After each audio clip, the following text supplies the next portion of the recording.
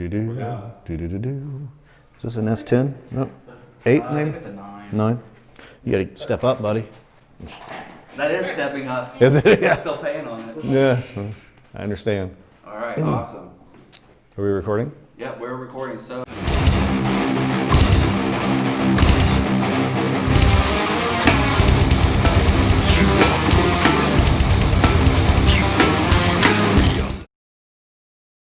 So a lot of times people ask me how I write lyrics and how do I write the melodies for the songs, and I'm trying to figure that out myself.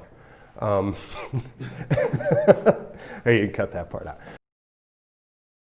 I really enjoy the one song I don't remember the name of.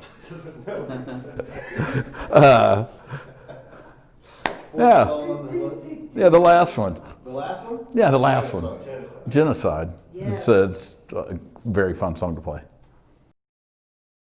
And he's like, "Oh, give me your number, you know, and maybe we'll do something." I'm thinking, "Yeah, sure, asshole." And sure enough, he gives me a call a few days later. Tell me a little bit about This Blessed Hatred. Tell me a little bit about the band when this unit got together. Maybe some of the qualities and your bandmates, what you appreciate with them, what they bring to the table. Well, I don't appreciate any of them.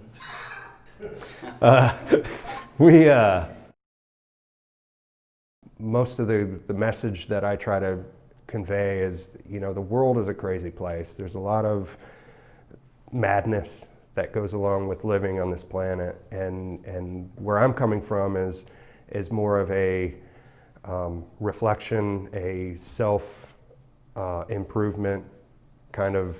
I'm trying to think of a good way to articulate this. Kind of evolving yourself and bettering yourself and rising above the madness into a positive place. Nice. Yeah, I mean, actually look at your cell phone for a minute. We have to get that covered. Ask me when he met Neil. Yeah, the other guys in the band, so we talked about Eli for a minute. What are some of the pet peeves that you have with the other guys? What? Get off your phone.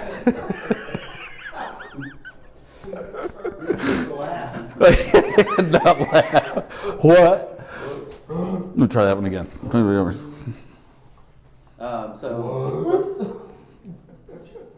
phone down, babe. This is it. You're supposed to be quiet over there. Mostly we all sit and practice, and we're writing the music. And I always have to write the guitar parts because Neil, his arthritis sucks. And I'm not judging at all because it's all fun to play. But I've just always wanted to write and play. So and record really. There's a lot of times after a show, I'm stress-free. I'm not looking at you, Jared, or your cheeks. So between the recording of the last album and the new album, what has happened? So it's a clip from Rattling Home, but it was like this awful interviewer guy came out and had the terrible questions, like this mega band. Yeah. What are we missing, Neil? Origins of this band, origins of, TC has a story about when we met, how he got in my first band. yeah, get him to talk more about what I was. You didn't really tell stories? I can't get him to talk at all. Oh, please. Normally you can't get him to shut up. Neil will start riffing on something and I'll usually get an idea, unless it sucks, which it usually does. It's kind of a party. It's not a crazy party, but it's a party, and we just want to have fun. We goof around on stage. We're not too serious. Somebody might fall down or knock somebody else over, things like that. It's just to have a good time and have something to talk about Monday at work.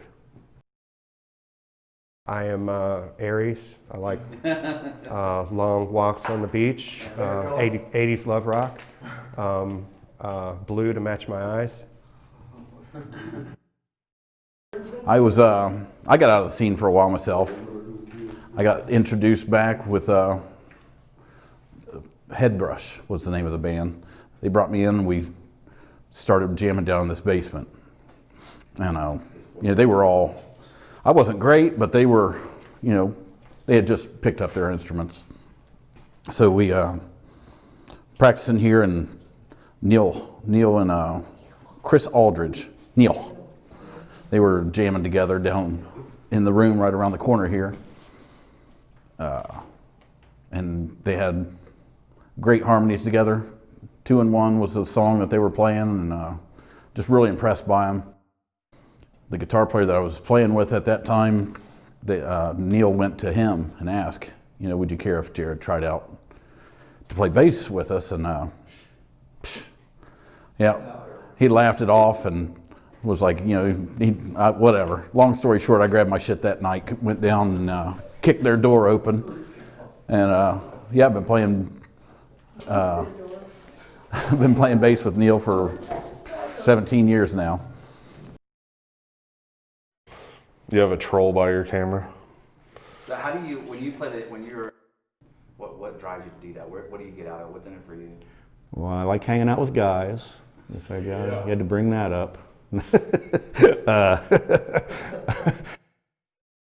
So they sent me a demo of 3 songs with no vocals on it and said had fun, right? So that was really cool for me to come in and not have to learn somebody else's lyrics or melodies or whatever. I had a clean slate, and was, you know, throwing things together. Really didn't have my act together at first, and they were all like, yeah, we want you to be part of the band. I was like, I haven't shown you anything yet. I haven't done anything yet, but they heard something in what I was doing, and I think it's worked out.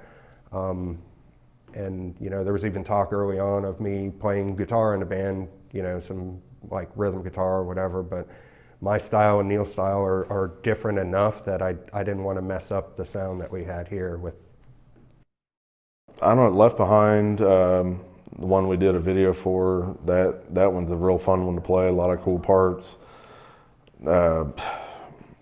Genocide's another favorite one. That's the one we usually close our sets with, and you know, really gets the people, you know, gives them one last punch in the face before we get off the stage. You know, I enjoy all of them. That might sound cliche, but those are probably my 2 standouts, though.